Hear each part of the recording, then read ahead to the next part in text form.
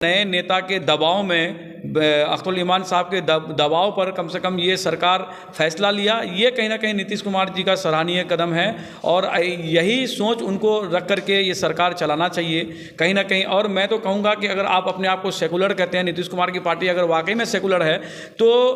कहीं पे भी देश में जुल्म हो नीतीश कुमार जी को बढ़ चढ़ के बोलना चाहिए और हिस्सा लेना चाहिए। कहीं नीतीश कुमार जी को ये देर से ही फैसला लेना पड़ा, लेकिन ये एक सही फैसला है और बल्कि सही माने में तब होता जब ये कम से कम राशि जो है 50 करोड़ का होता, क्योंकि वो बहुत ऐतिहासिक मदरसा था। जब मान लीजिए दंगाई द्वारा मदरसे को नुकसान पहुंचाया गया तो कहीं ना कहीं नीतीश कुमार जी का या उनकी सरकार का रवैया वहाँ की अवाम के प्रति बहुत ठीक नहीं था। लेकिन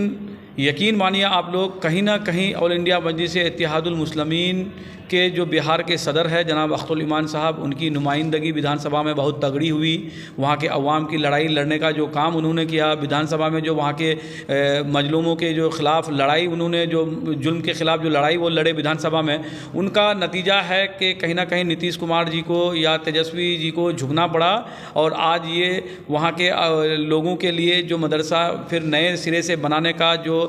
30 करोड़ रुपया फ़ंड दिया गया, ये कहीं ना कहीं कम से कम 50-60 करोड़ देना था। लेकिन कहीं कम से कम चलिए एक नई पार्टी नए नेता के दबाव में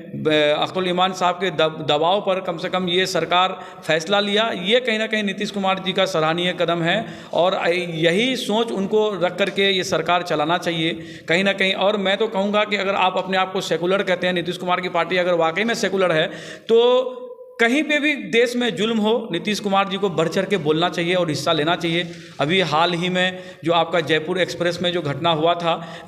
बैरिस्टर असदुद्दीन अवैसी साहब की पार्टी, उनके जो वहाँ के लीडर हैं, फ्लोर लीडर अकबरुद्दीन अवैसी साहब ने जो वहाँ के एक आदमी को उस घटना में मारे जाने पर जो वहाँ जो विधानसभा में लड़ करके उनके लिए जो मुआवजा हो या नौकरी हो या 2 BHK का फ्लैट हो, उसी तर्ज पर नीतीश कुमार जी को जो बिहार का एक आदमी उस घटना में मरा था, उनको भी मैं मांग रखता हूं उनसे कि उसी तर्ज पर इनको भी यहाँ देना चाहिए। तब उनको लगेगा कि आप मुस्लिम दलित जो है समीकरण को लेकर के चल रहे हैं और आपकी पार्टी हमेशा मुस्लिम दलितों के हित में काम करती है। कहीं ना कहीं हमेशा खड़े नहीं हो रहे हैं नीतीश कुमार जी, चाहे क्या वजह है, लेकिन इस तरह का कदम उनको उठाना चाहिए, तभी अवाम को आपके ऊपर, आपकी पार्टी के ऊपर भरोसा होगा। सीमांचल में बदहाली बहुत ज़्यादा है, अभी इलेक्शन करीब है, रोड का हाल ठीक नहीं है, कुछ और मांग करना चाहेंगे? देखिए, सीमांचल की जो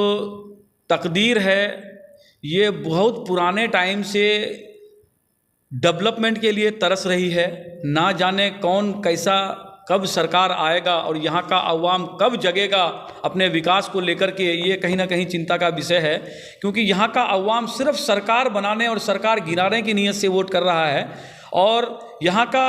अवाम में इतनी तो तब्दीली ज़रूर आई है कि विकास के नाम पे जो ऑल इंडिया मजलिस इत्तेहादुल मुस्लिमीन को यहाँ के लोगों ने वोट दिया और उस वोट के नतीजे में 5 विधायक भी हम लोगों को मिले। लेकिन सरकार की अगर नीयत ठीक होती तो ये जो आज आरजेडी जो ऑल इंडिया मजलिस इत्तेहादुल मुस्लिमीन के 4 विधायक को तोड़ने का काम किया, कहीं ना कहीं ये सरकार जो है हमेशा से ये इनका टारगेट रहा है कि सीमांचल के लोगों को अगर कमज़ोर रखना है तो वहाँ पे विकास मत करो, वहाँ के लोगों को जो अगर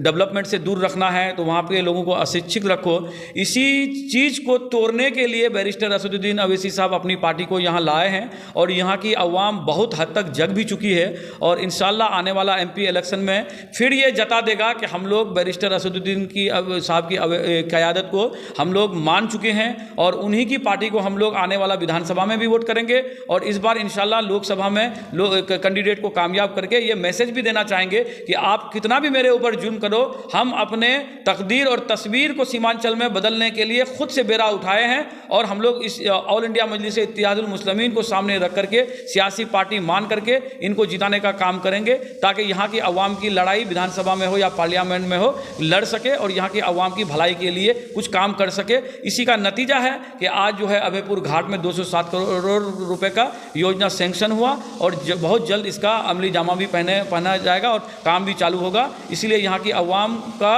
भरोसा जो है ऑल इंडिया मजलिस इत्तेहादुल मुस्लिमीन पे बना हुआ है और इसको बनाए रखने के लिए हम लोग हर मुमकिन कोशिश करेंगे और यहाँ की अवाम की लड़ाई को मजबूती से लड़ने के लिए हमेशा खड़े रहेंगे और जितना ज़्यादा से ज़्यादा हो पाएगा अवाम के बीच में जाएंगे और अवाम को समझाएंगे कि जब वक्त आता है डेवलपमेंट का, जब वक्त आता है नौकरी का, जब वक्त आता है आपके इलाके की तरक्की का, कहीं ना कहीं सरकार अनदेखी करती है। और अगर ये हक और हकूक़ की बात अगर कोई करता है तो यहाँ बिहार सदर जनाब अख्तरुल ईमान साहब करता है। इसीलिए उनका साथ अवाम का जो है देना बहुत ज़रूरी है और किसी हद तक अवाम समझ भी रहे हैं और साथ दे भी रहे हैं।